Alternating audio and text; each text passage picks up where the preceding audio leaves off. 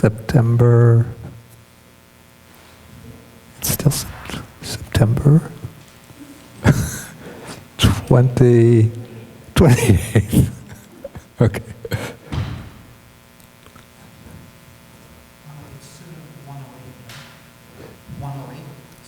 That's the sutta, yeah.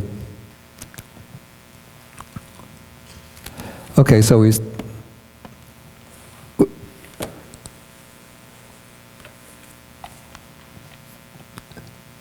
don't have the book? Maybe if each one sits next to a person who has the book, then you can look on together.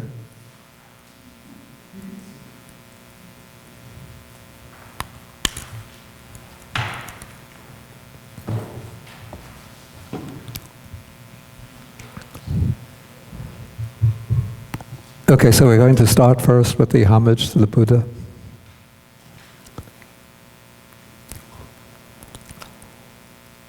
Namo tassa, namo tassa. Excuse me, I have to get the right rhythm. Namo tassa bhagavata. Namo tassa. I keep on falling into the Sri Lankan way of doing it. Will somebody remind me how I recite? To arahato samma sambuddhassa. No, that's the Sri Lankan way. Arahato samma sambuddhassa. Namo tassa bhagavato arahato samma sambuddhassa. Namo tassa bhagavato arahato samma sambuddhassa. But that's the typical Sri Lankan way, no?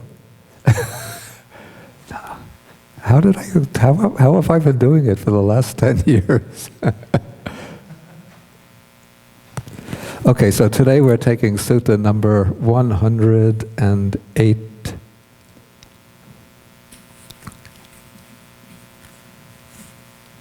In the middle-length discourses. This is called the Gopaka Moggallana Sutta. And this sutta is somewhat interesting because it takes place very shortly after the passing away of the Buddha. And so the sutta shows us how I call it the newly orphaned Sangha, had to deal with problems that would have arisen without having the supreme authority of the Buddha to always turn to for advice and guidance.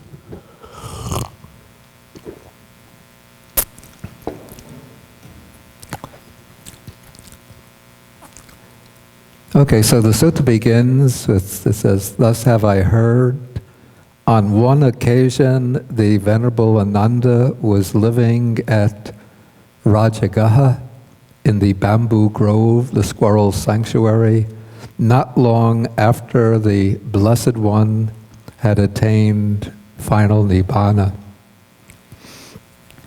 Okay, so according to the commentary, this sutta actually opens at a time when the Sangha has been gathering at Rajagaha in order to hold what came to be called the first Buddhist council. That is the first attempt of the Sangha to collect into some kind of formal arrangement the teachings of the Buddha. And so this sutta will open at the time that Ananda has arrived at Rajagaha in order to participate in the council. But apparently the council had not yet started, because if it had started, then Ananda would have been not in the bamboo grove, but he would have been at the place where the council was being conducted. That's the Boar's Cave.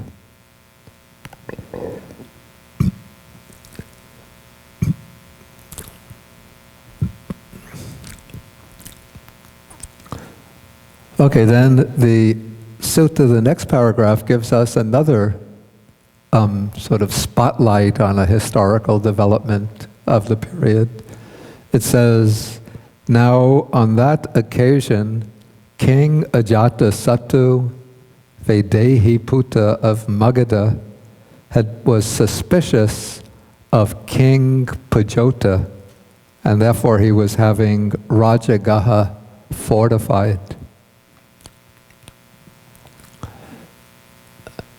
Okay, so who was this King Ajatasattu? He was the son of King Bimbisara, and King Bimbisara was one of the first lay supporters of the Buddha.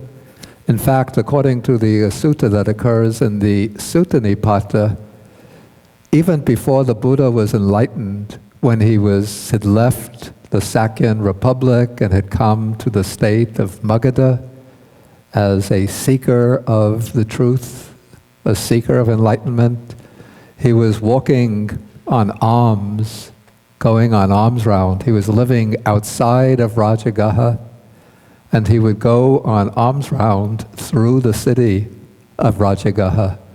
And one day, as the Bodhisattva, that is the future Buddha, was walking on alms through Rajagaha, King Bimbisara was in his palace, and he spotted the Bodhisattva down below on his alms round, and he was immediately impressed by the very calm and majestic demeanor of this ascetic.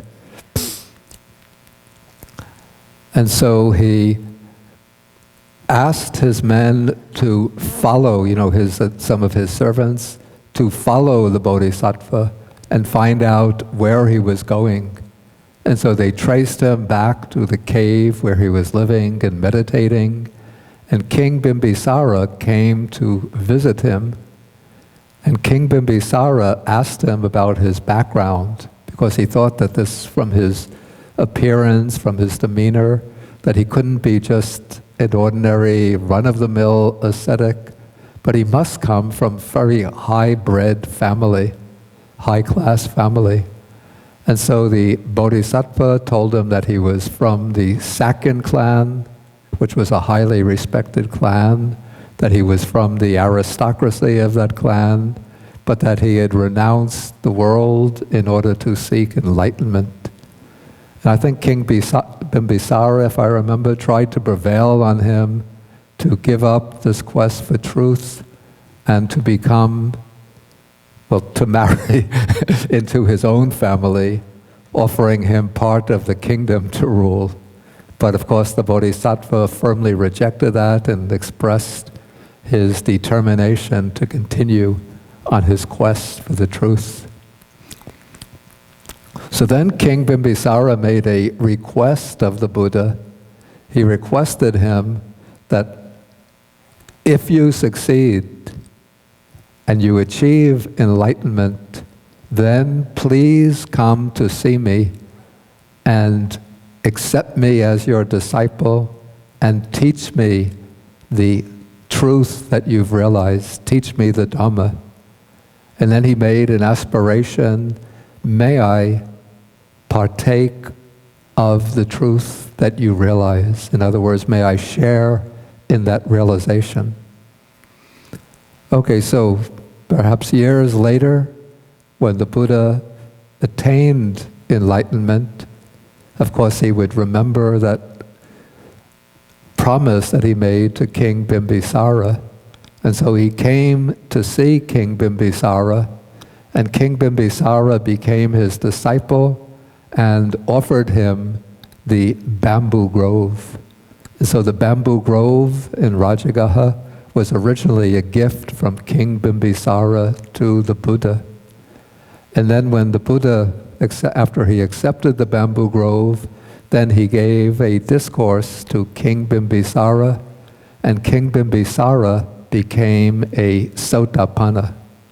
That is, he became a stream enterer, so he realized the first stage of enlightenment under the Buddha. Okay, many years later,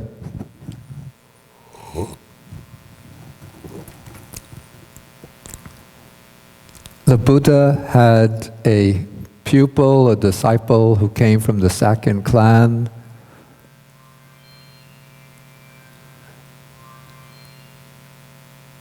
We usually take the musical interlude halfway through. Okay, so the Buddha had a disciple or a pupil who came from the Sakyan clan named Devadatta. And Devadatta had succeeded, I think when his early days as a monk, he was very diligent, and so he must have attained the jhanas, the meditative absorptions.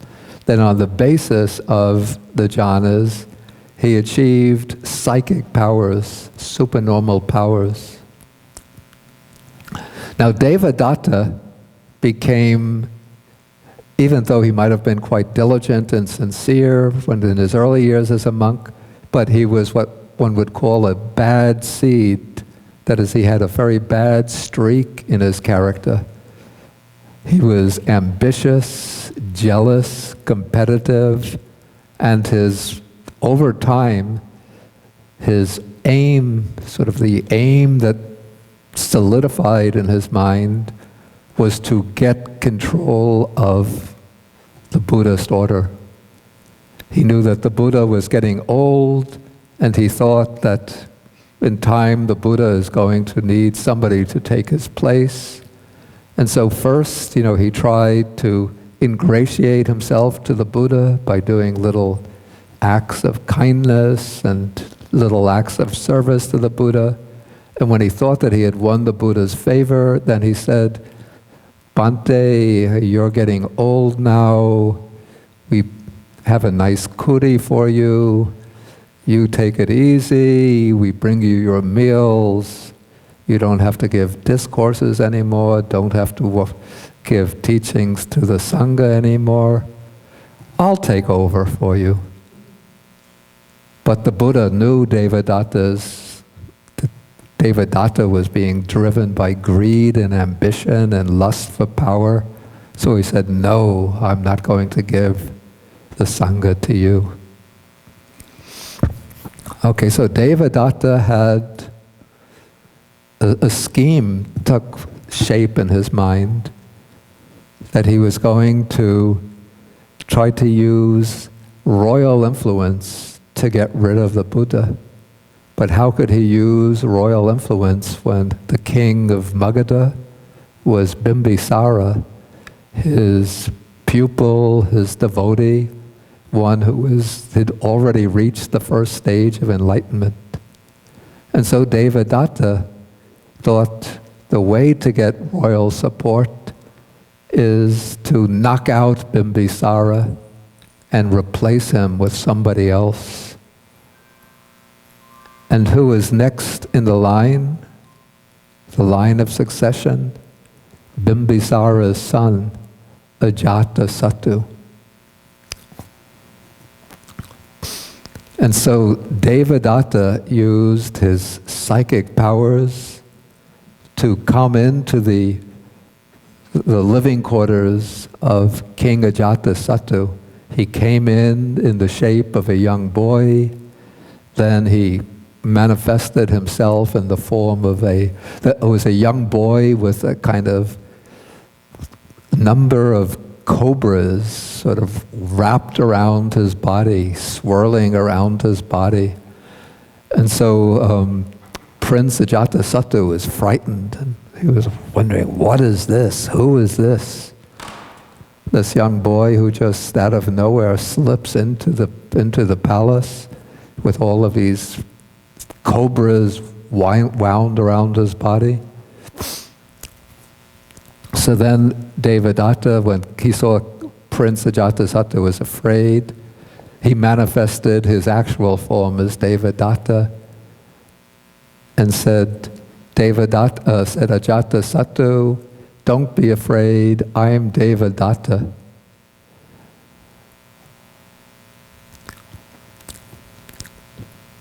Okay, so in this way, in a number of ways, Devadatta won the favor, the respect, the admiration of Prince Ajatasattu. And then when he knew that Ajatasattu had now trust in him and had become devoted to him, then he made a suggestion to Ajatasattu. You know, this is a case of, there's a saying, birds of a feather flock together.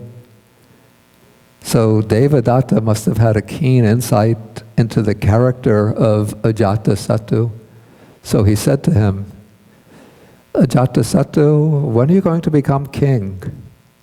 And Ajatasattu said, well, when my father passes away. Then Devadatta said, you know, that could be years. You're going to wait years to become king? Ajatasattu said, well, that's the way it is. You know, one has to wait till the king dies. And when the king dies, then I take over. But then Devadatta said, well, I have a better idea. Why don't you get rid of the king? Then, you know, you get rid of him and you can become king right away. You don't have to, you know, take that chance, you know, waiting 10 years maybe. Okay, so then he planted this idea in Ajatasattu's mind, and so Ajatasattu took over the kingship. He imprisoned his father Bimbisara, and then he had Bimbisara tortured. He cut off the food supply to Bimbisara so that Bimbisara gradually was starving. And then to hasten the process, I think he had him roasted on hot coals. So Bimbisara died and Ajatasattu became king. Okay, after Ajatasattu became king, it's said that at a certain point he felt remorse over killing his father, and then he went to the Buddha. He received a discourse from the Buddha, which is the second sutta in the Digha Nikaya, the discourse on the fruits of recluseship, the Samanyapala Sutta. At the end of the discourse, Ajatasattu confessed that he had killed his father, the virtuous king Bimbisara, and he declared himself a pupil of the Buddha. He went for the refuge, and seemingly, well, he declared that he went for refuge to the Buddha, Dharma, and Sangha. I was going to say he undertook the 5 precepts, but from aspects of his behavior afterwards, I'm a bit doubtful about that. Okay, now the text mentions King Ajatasattu, who is the king of the large and powerful state of Magadha, and it also mentions another king, Pajota, who was the king of a country to the southwest of Magadha, some distance away, called Avanti. And now King Pajota was, during the lifetime of Bimbisara, King Pajota had established a friendship with King Bimbisara.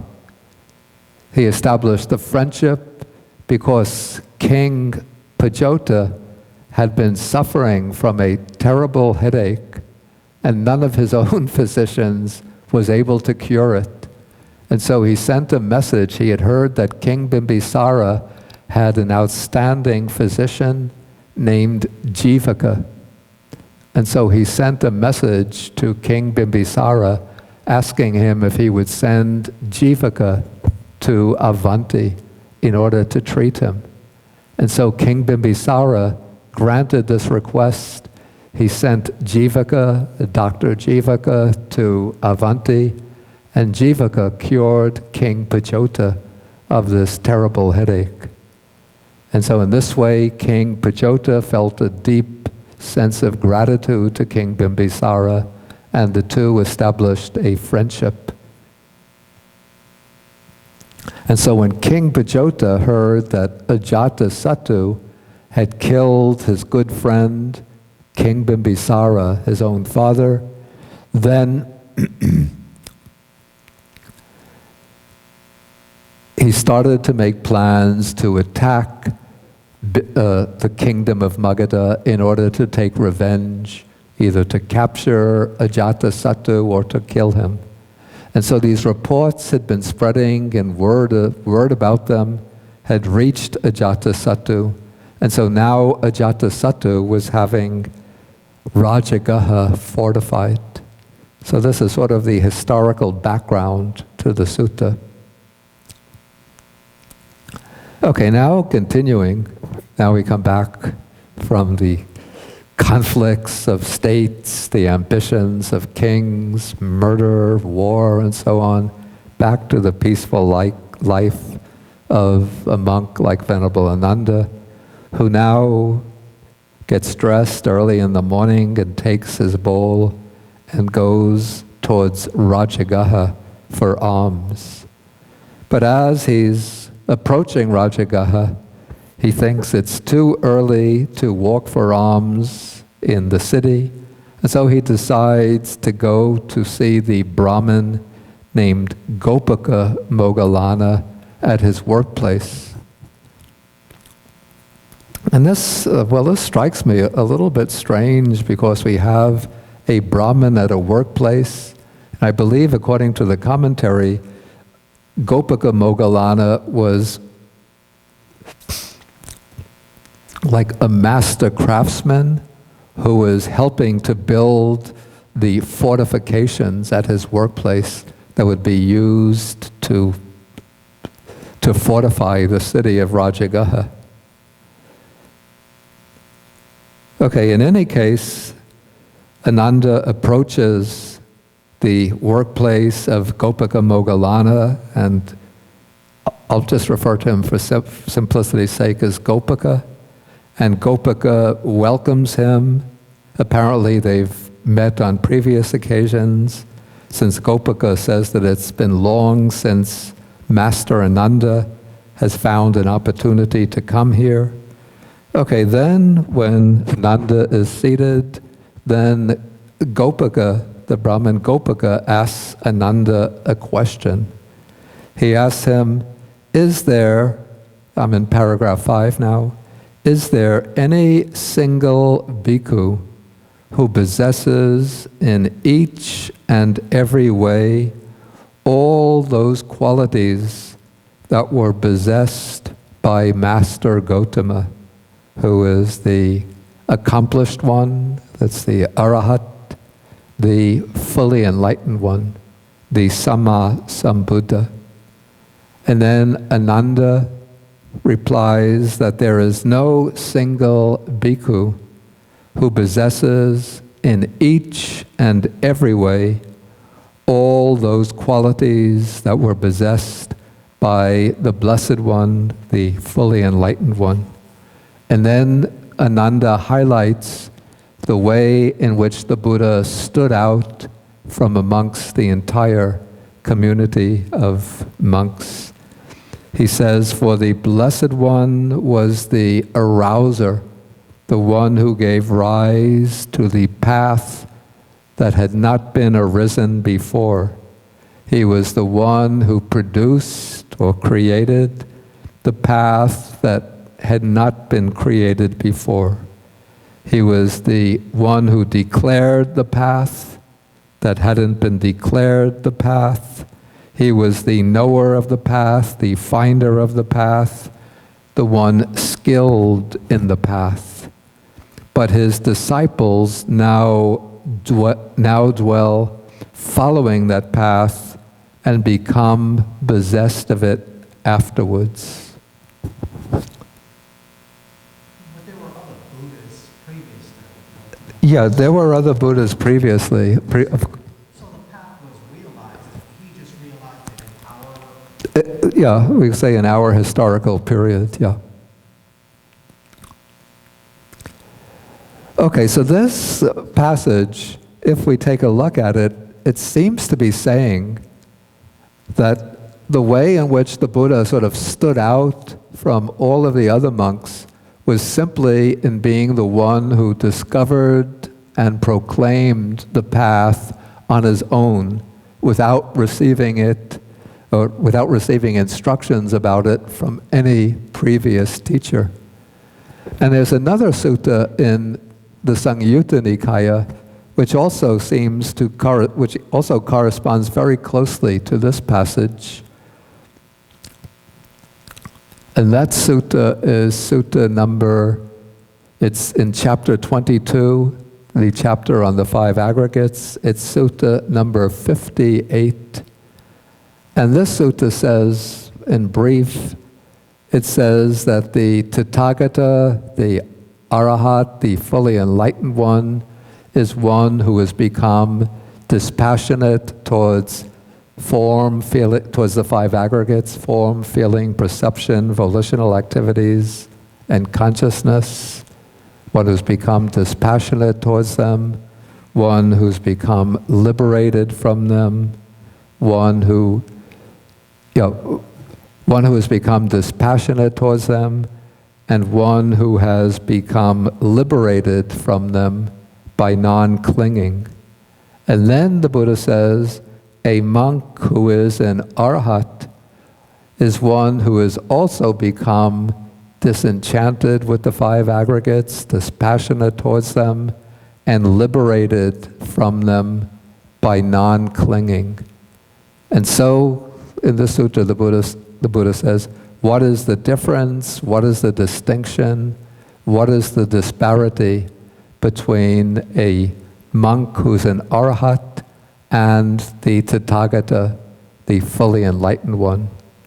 And then the answer that is given in that sutta is exactly the same statement as we find here, that the Buddha is one who arouses the unarisen path and so on, who's the knower, the finder, the one skilled in the path, whereas the monk who's an arhat is one who follows the path and then has become possessed of it afterwards.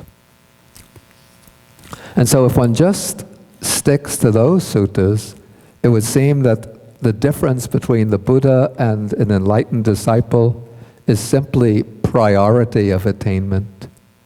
But in my view, like if we take a more panoramic look at the canon or at the suttas, we find that there are suttas which ascribe to the Buddha qualities which are not held in common with disciples. And so these would be what I would call the distinctive characteristics or the exclusive characteristics of the Buddha.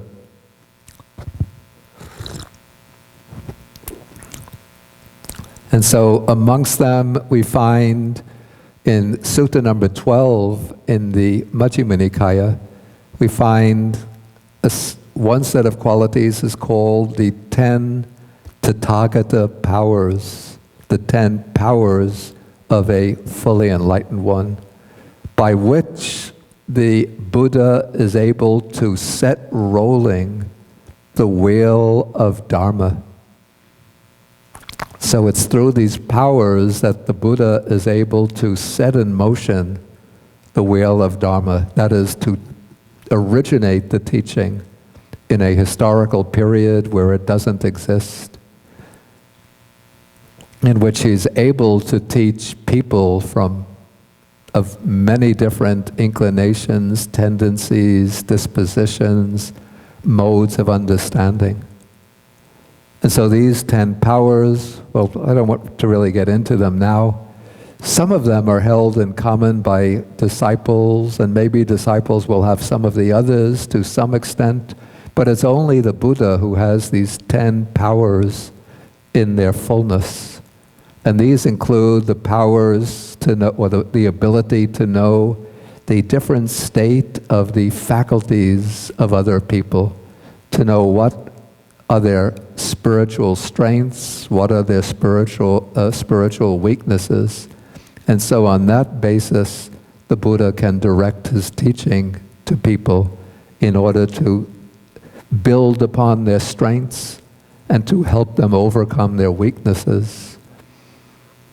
And again, the Buddha has a power which is called the knowledge of the inclinations and underlying tendencies of people.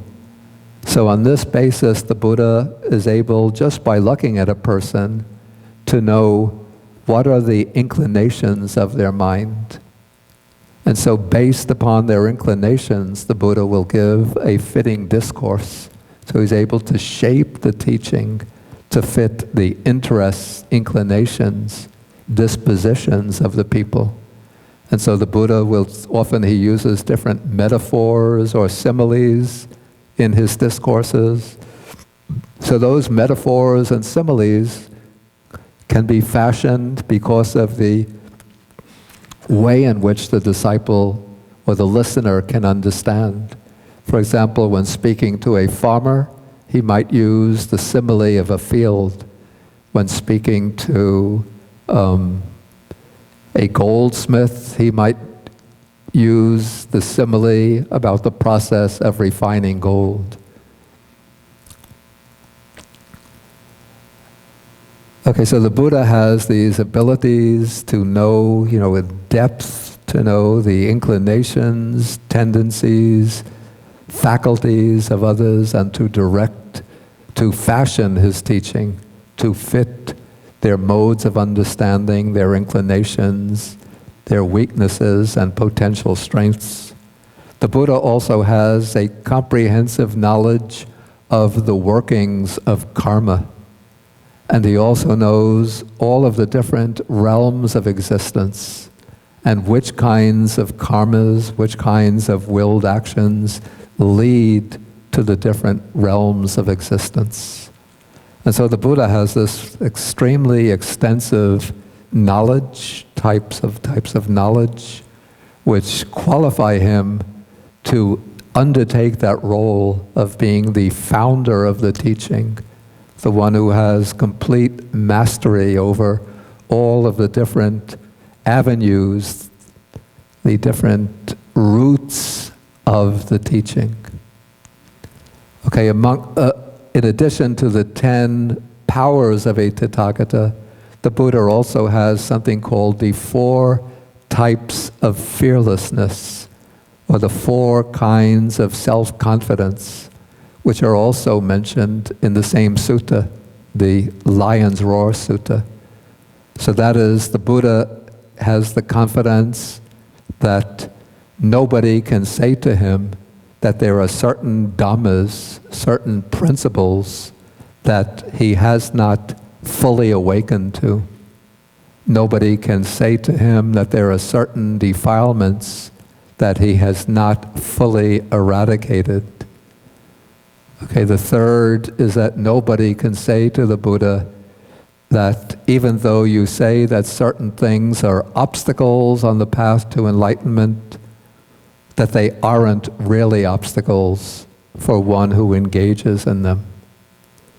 And then the 4th ground of self-confidence is that nobody can say to the Buddha that this teaching of yours will not lead one who practices it to complete emancipation from suffering. Okay, so this is another set of distinctive qualities of the Buddha, the 4 types of fearlessness or self-confidence. Okay, but here Ananda is speaking to this Brahmin, maybe in a way that he would be able to understand, also because the Brahmin has not yet or not become a disciple of the Buddha, so to speak, about the 10 grounds of self-confidence, the 10 powers, the 4 types of self-confidence, might be stretching his capacity for belief a little too far. So he mentions only the Buddha's role as being the founder, the discoverer of the path, and the finder and teacher of the path. Okay, now as the two are carrying on this conversation, somebody else arrives on the scene This is a Brahmin named Vasakara, who is the chief minister of the state of Magadha, which means that he was in fact the chief minister under Ajatasattu. So we could say he's Ajatasattu's right-hand man. And it said that he was supervising the work at Rajagaha. Like he was the one who was overseeing this project of building new fortifications for Rajagaha. So maybe he had come to check up on the work of Gopaka to see that he's progressing in building the fortifications.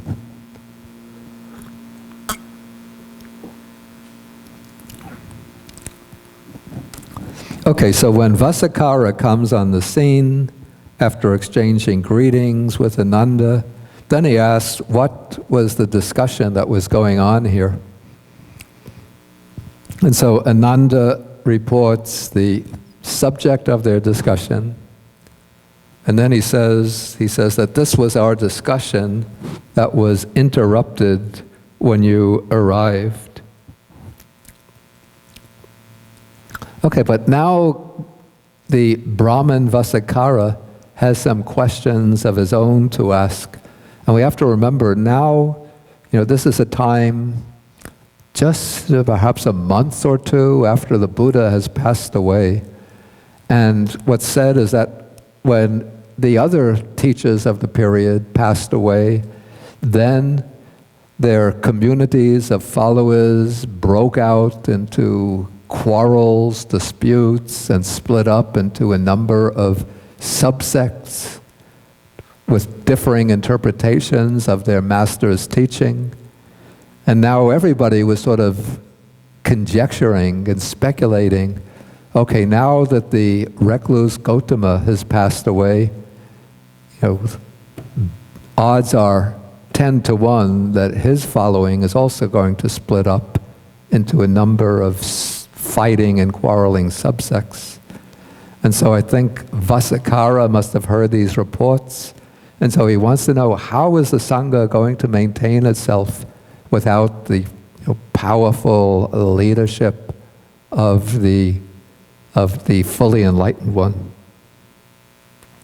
And so he asks Ananda, he says, is there any single monk who was appointed by Master Gautama thus, he will be your refuge when I am gone?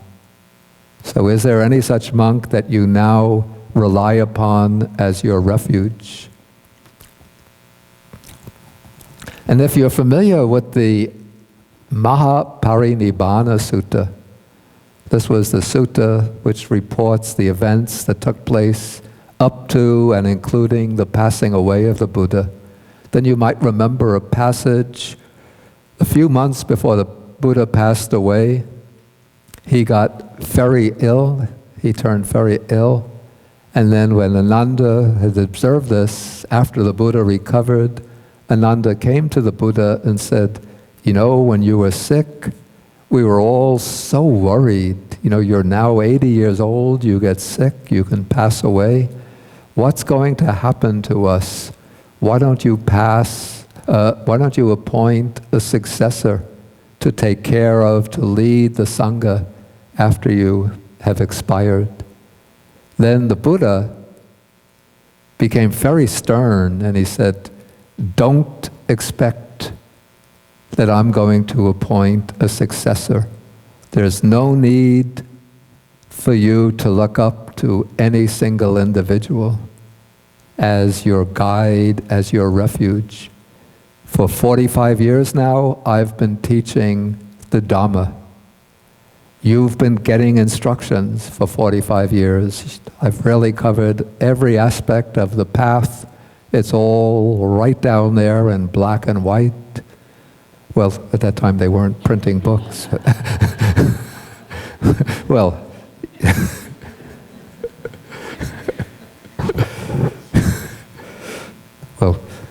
you've got it all down in the corridors of your memory, and there are many learned monks who also know the teaching, learned monks, learned nuns, learned lay followers as well. So take yourself as a refuge. Be an island unto yourself. Don't look to any other refuge. And then the Buddha says, take the Dhamma as your refuge. Take the Dhamma as your island. Don't look to any other refuge. Okay, so that was about 3 months before the Buddha passed away. Then, just when the Buddha was lying on his deathbed in Kusinara, between the two sal trees, then he told, as part of his last advice to the Sangha, he said, for 45 years I've been teaching the Dhamma, I've laid down the Vinaya, that is the rules, the training, the rules of discipline.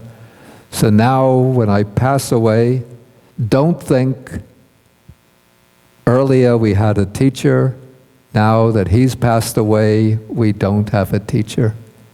Even after I pass away, you still have a teacher. It is the Dhamma that has been taught by me. It is the Vinaya that has been prescribed by me. That will be your teacher after I have passed away. And so in this way, the Buddha set up, almost putting in the chair of the teacher, the doctrine and the discipline, the Dhamma and the Vinaya. And so the monks, after the Buddha passed away, they continued to follow that principle.